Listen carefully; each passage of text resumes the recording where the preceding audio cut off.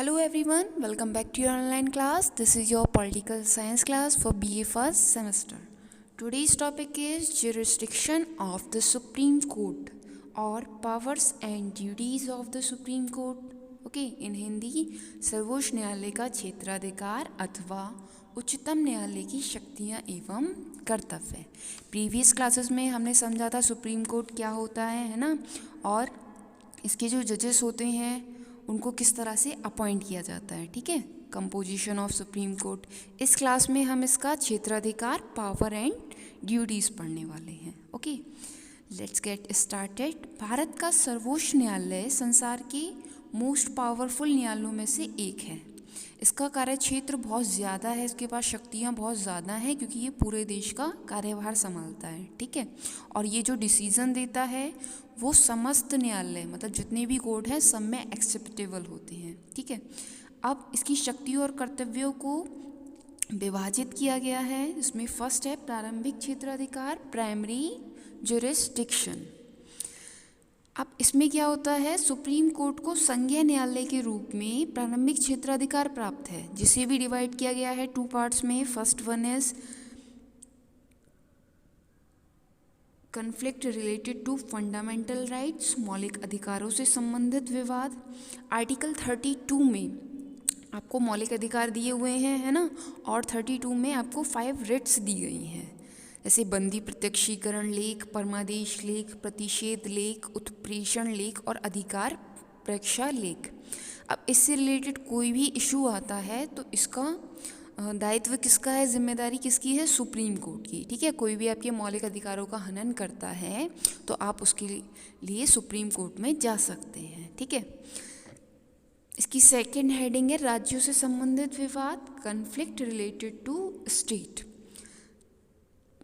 इस क्षेत्राधिकार में वे विवाद आते हैं जिनका निर्णय सुप्रीम कोर्ट के अतिरिक्त देश का कोई अन्य कोर्ट नहीं कर सकता, जैसे संघीय सरकार मीन्स केंद्र सरकार तथा एक या एक से अधिक राज्यों के बीच में कन्फ्लिक्ट हो जाए, विवाद हो जाए, है ना, या संघीय सरकार और एक या एक से अनेक राज्य एक साइड हो, है ना, और कुछ राज्य दूसरी साइड हो तो वो मैटर सुप्रीम कोर्ट में जाएगा, या दो से अधिक स्टेट के बीच में कुछ विवाद होगा तो भी वो मैटर सुप्रीम कोर्ट में ही जाएगा। ठीक है, लेकिन इसमें एक्सेप्शन क्या है, सर्वोच्च न्यायालय के अधिकार क्षेत्र में दो राज्यों के बीच नदियों के पानी व नदियों की घाटियों से संबंधित विवाद नहीं आते। मीन्स जो रिवर होती हैं उनसे पानी का इशू कई सारे स्टेट में होता है तो ऐसा इशू आप सुप्रीम कोर्ट में नहीं ले जा सकते। ओके, नेक्स्ट अधिकार है अपीलीय क्षेत्राधिकार, एपीलेट ज्यूरिडिक्शन। सर्वोच्च न्यायालय भारत का सबसे बड़ा और अंतिम अपीलीय न्यायालय है ना, इससे ऊपर तो किसी कोर्ट में न्याय अपील नहीं की जा सकती। इसके क्षेत्राधिकार के अंतर्गत सर्वोच्च न्यायालय को उच्च न्यायालय के विरुद्ध अग्र प्रकार की अपीलें सुनने की शक्ति प्राप्त है।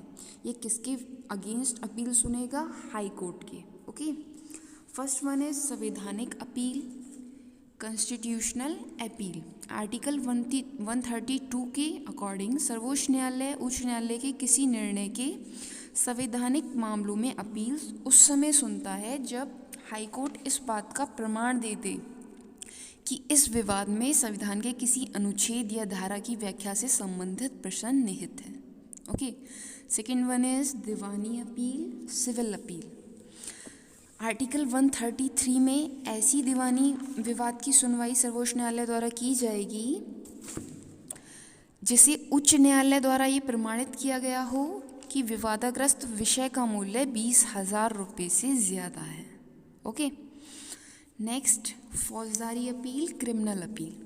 आर्टिकल 134 के अनुसार उच्च न्यायालय के निर्णय के विरुद्ध सर्वोच्च न्यायालय में तब अपील की जाएगी जब किसी अभियोग में हाईकोर्ट के किसी अधीनस्थ न्यायालय ने अभियुक्त को निर्दोष मानकर रिहा कर दिया हो परंतु हाईकोर्ट ने उसे मृत्युदंड दिया हो। ठीक है, जो हाईकोर्ट के नीचे वाला कोर्ट है उसने तो उसको ऐसे ही छोड़ दिया निर्दोष मान के, लेकिन जब उन्होंने हाईकोर्ट में अपील करी तो हाईकोर्ट ने उनको मृत्युदंड दे दिया। ठीक है, सेकेंड, जब हाई कोर्ट ने किसी मुकदमे को अपने अधीनस्थ न्यायालय से अपने पास मंगवा कर मृत्युदंड दिया हो तब भी वो ऐसे केस सुप्रीम कोर्ट में जाएंगे। थर्ड, जब हाई कोर्ट द्वारा ये प्रमाणित कर दिया गया हो कि विवाद सर्वोच्च न्यायालय में अपील किए जाने योग्य है, तब ऐसे मैटर सुप्रीम कोर्ट में जाएंगे। ओके, नेक्स्ट देखिए विशेष अपील, स्पेशल अपील।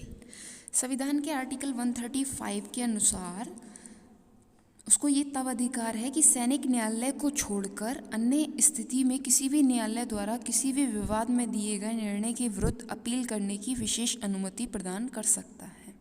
ठीक है, सैनिक न्यायालय में वो अपील नहीं होगी सिर्फ, बाकी हर जितने भी कोर्ट है सब में अपील की जा सकती है।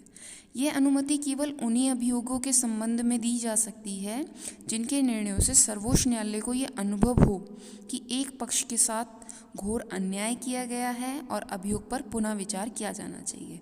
मीन्स अगर किसी के साथ इनजस्टिस होगा तभी वो केस सुप्रीम कोर्ट अपने पास बुला सकता है। ओके, नेक्स्ट इनका क्षेत्राधिकार है परामर्शदात्री क्षेत्राधिकार, कंसल्टेंट ज्यूरिसडिक्शन।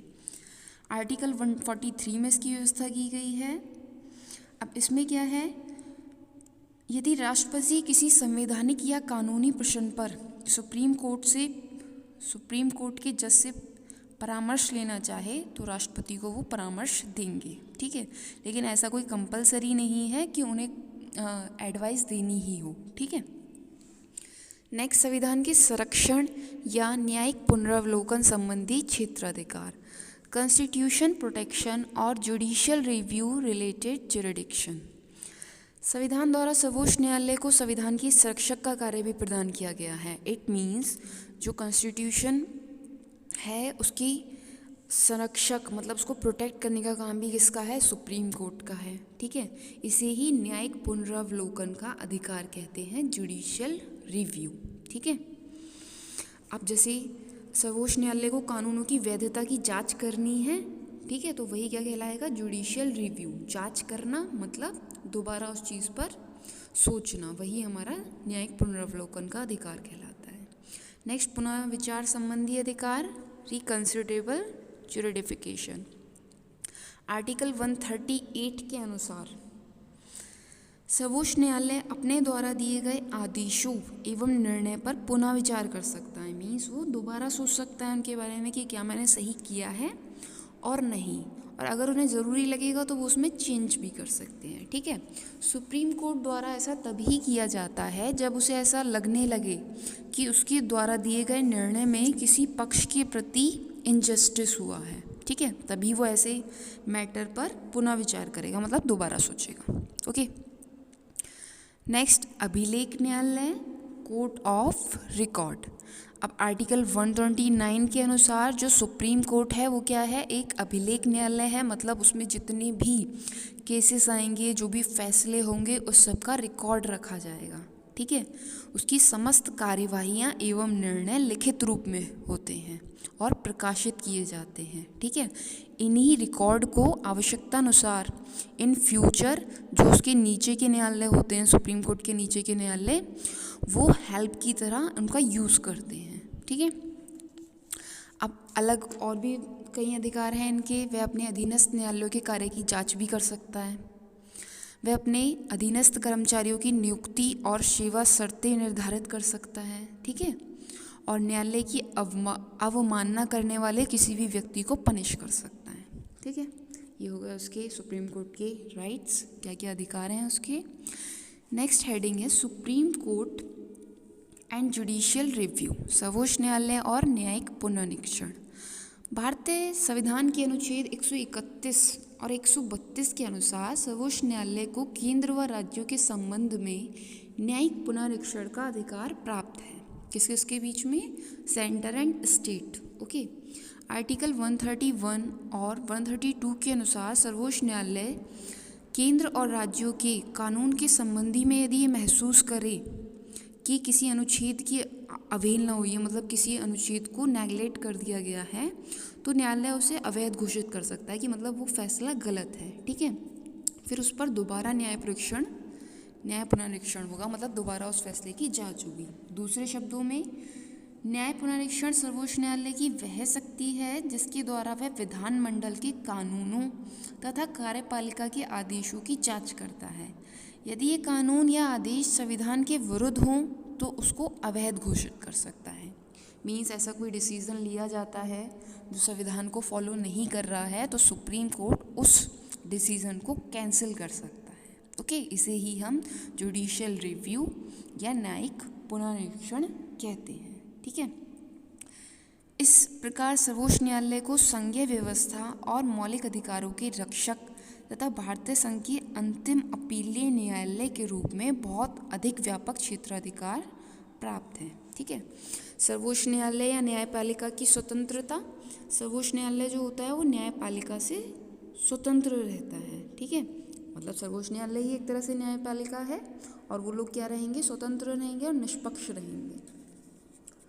और ये किस तरह से निष्पक्ष रह सकते हैं, क्योंकि इनके जो न्यायाधीशों की नियुक्ति है वो कौन करता है, प्रेसिडेंट करता है ना। और जो उनका कार्यकाल है वो भी सुरक्षित और निश्चित होता है। मीन्स जो इनका टेन्योर है ये कितने टाइम तक वर्क करते हैं, 65 एज तक, है ना। तो ये बेफिक्र होकर स्वतंत्र रूप से अपना काम कर सकते हैं, क्योंकि इन्हें पता है 65 एज तक इन्हें अपना काम ढंग से करने की परमिशन है। और जो इनके नीचे के कर्मचारी होते हैं, अधीनस्थ कर्मचारी, ठीक है, उन पर इनका पूरा कंट्रोल रहता है। और इसके अलावा जो उन्मुक्तियाँ होती हैं इन्हें फ्री किया जाता है, इनकी कोई भी बुराई नहीं कर सकता, है ना, कोई भी इनको क्रिटिसिज्म नहीं कर सकता, इनकी आलोचना नहीं की जा सकती। और इन पर प्रतिबंध क्या है कि रिटायर होने के बाद ये किसी भी कोर्ट में वकालत नहीं कर सकते। ठीक है, क्योंकि ये एक बड़ी पोस्ट पर रह चुके होते हैं, है ना, तो फिर उसके बाद ये वकील नहीं बन सकते, ये इन पर बैन होता है, सेंसेक्शन होती है। ठीक है, आई होप आपको क्लियर हो गया होगा। पूरा चैप्टर हमारा आज इस क्लास में कवर हो चुका है। ठीक है, एक बार इसको फिर से अच्छे से रिवाइज करेंगे आप तो आपको और अच्छे से समझ में आ जाएगा। ठीक है, thank you for watching this class.